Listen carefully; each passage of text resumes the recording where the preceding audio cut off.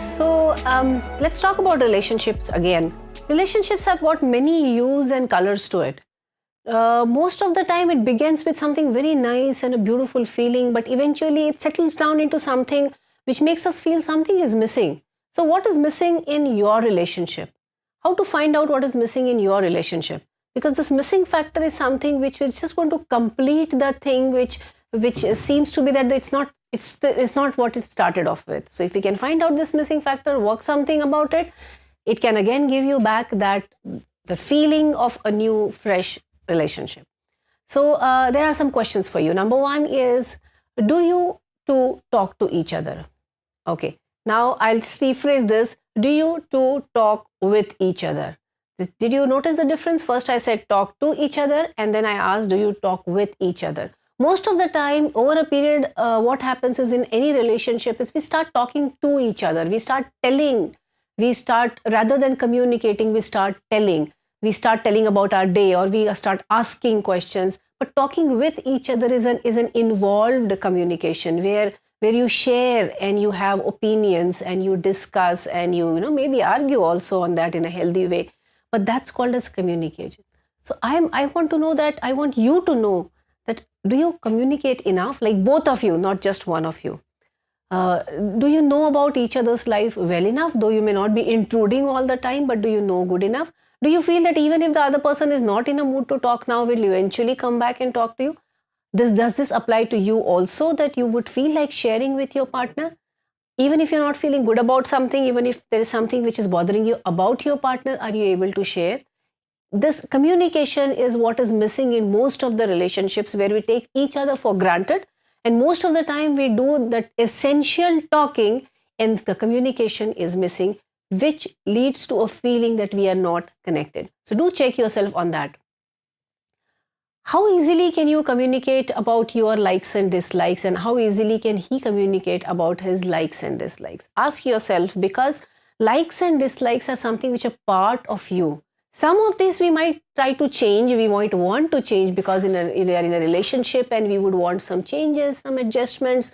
But if you're totally changing yourself because now you're not able to express and the other person is not able to accept, then there can be a really big problem for us. So telling about everything, even about your intimate feelings to the other person, is it there or is it not there? Also with talking comes is, can you listen? Are you a good listener?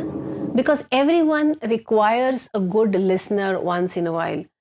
Not everyone needs a solution when they are discussing or sharing something with you. What they require is someone who can just listen with a lot of empathy and consideration for them. So are you a good listener? Is your partner a good listener? This is one question which you need to ask to each other. If you are not, you need to work on it, and you need to communicate to your partner that, sometimes I just want you to listen, hold my hand, sit with me and just listen so that I know that you are there. Next is, are you open to disagreements?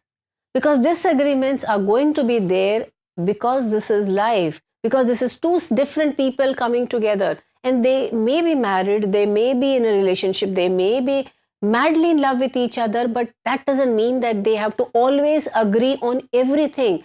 So there are going to be disagreements, and are you okay with disagreements, or every disagreement makes you feel, oh God, now that's the end of my relationship? Or if there is a disagreement, this means either I am wrong or he is wrong. If you are living in this kind of a feeling, certainly it is going to be very difficult for you to connect with your partner. With all these points, there's a very important question that I would like to give to you today to think is, according to you, what is more important in a relationship? Being right or being happy? Please listen to it very carefully. What is more important to you? Being right or being happy?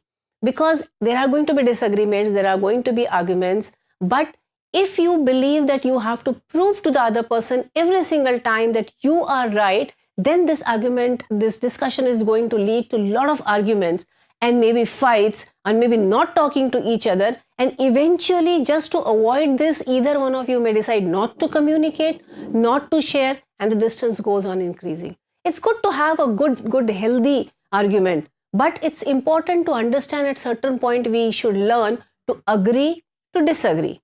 We agree that we do not agree on this, we both of us do not agree on this point. So that's agree to disagree is a very important aspect for a relationship to continue in a healthy way. So being right or being happy. If being happy is more important, please understand that every time you don't have to prove that you are right. So what is missing in your relationship? The communication, the sharing, the listening, not being open to the other person. What is open? What is the problem with your relationship? What is the missing factor? It might seem small, but it may just leave your relationship short of feeling complete. Do write to me if you have any questions. Do share with me what you feel, and also keep subscribing.